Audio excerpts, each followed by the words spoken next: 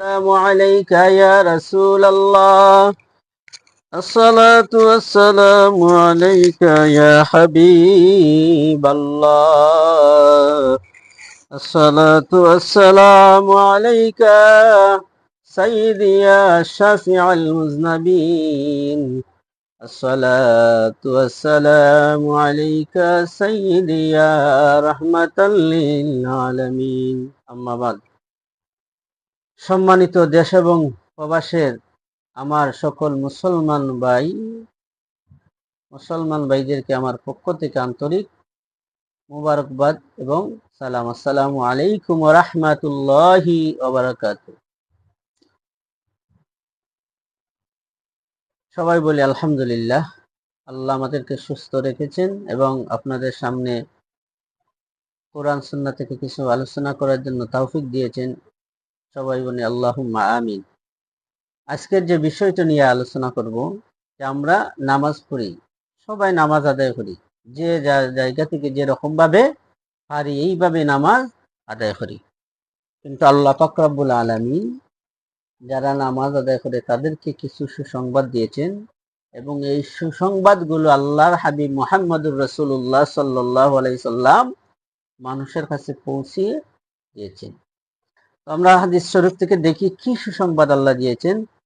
রাসূল সাল্লাল্লাহু আলাইহি সাল্লাম ইরশাদ করেন, যারা যথাসময়ে 5 ওয়াক্ত নামাজ আদায় করবে, আল্লাহ কিয়ামতের ময়দানে এবং দুনিয়াতে তাদেরকে 5টি পুরস্কার দিয়ে পুরস্কৃত করবেন। 5টি পুরস্কার দিয়ে পুরস্কৃত করবেন, দুনিয়াতে 2টা এবং আখিরাতে 3টা পুরস্কার। কি 5টি পুরস্কার? আল্লাহর হাবিব মুহাম্মদুর রাসূলুল্লাহ সাল্লাল্লাহু আলাইহি সাল্লাম বলেন, 1 নম্বরে আল্লাহ পাক রব্বুল আলামিন ঘোষণা দিয়েছেন যে, যে ব্যক্তি আমি আল্লাহর সন্তুষ্টির জন্য, আল্লাহকে খুশি করার জন্য যথাসময়ে নির্দিষ্ট সময়ের ভিতরে নামাজ আদায় করবে, আমি আল্লাহ প্রথমে তার রিজিকের, দুনিয়ার জিন্দেগিতে তার রিজিকের অভাব দূর করে দিব। রিজিকের অভাব, অর্থাৎ সে রিজিকের জন্য টেনশন করা লাগবে না।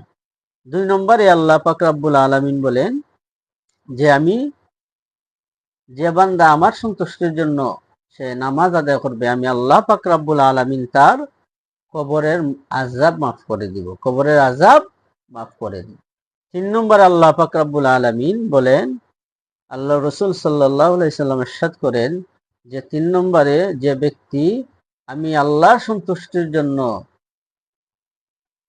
নির্দিষ্ট সময়ের ভিতরে নামাজ আদায় করবে, আমি আল্লাহ রাব্বুল আলামিন কিয়ামত দিবসে আমার ওই বান্দার ডান হাতে আমলনামা দিব।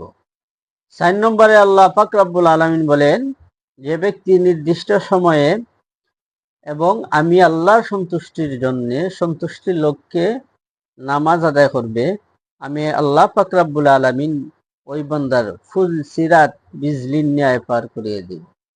ফুল সিরাত চুলের চেয়ে চিকন হবে রাস্তা। কিভাবে পার হব? আল্লাহ ওয়াদা করছেন যে, যদি বান্দা আমি আল্লাহ সন্তুষ্টির জন্য, খুশির জন্য ওই ব্যক্তি নামাজ আদায় করে, তাহলে আমি আল্লাহ ফুল সিরাতের ফুল বিজলির ন্যায় বান্দারে পার করে দেব।